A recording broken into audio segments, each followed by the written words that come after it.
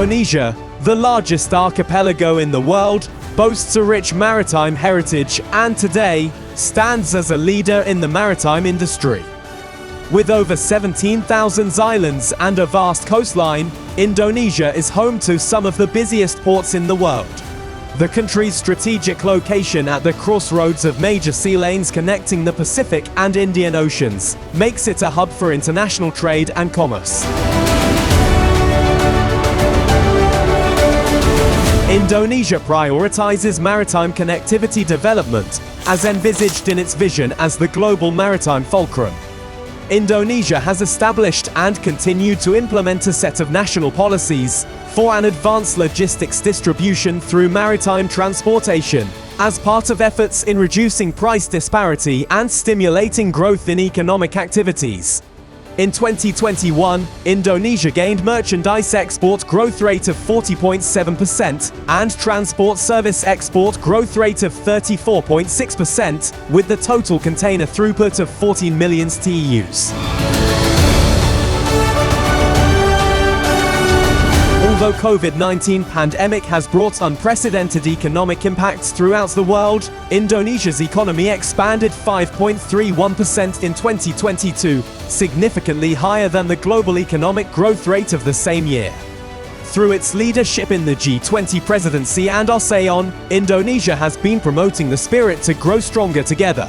Indonesia has also been proactive in addressing maritime emerging issues in the global recovery efforts and realizing the fulfillment of the 2030 Agenda on Sustainable Development. To keep up the work on safety of navigation, Indonesia has been an active member of the International Association of Marine Aids to Navigation and Lighthouse Authorities, or IALA. Indonesia remains committed in enhancing safety of navigation and marine environmental protection in the Straits of Malacca and Singapore, in cooperation with the other littoral states under cooperative mechanism.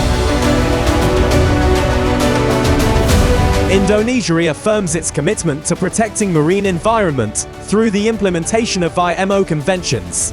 Indonesia is also an active supporter of IMO's efforts in reducing GHG emissions from international shipping by the application of solar navigational aids, implementing onshore power supply and low sulfur fuel consumption.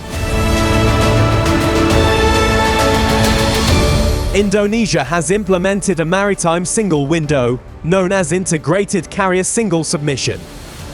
Indonesia has also developed INOPORTNET as a fully digitalized vessel management system administration for ship arrival and departure to facilitate domestic and international maritime transport by simplifying and harmonizing related processes in systematized manner.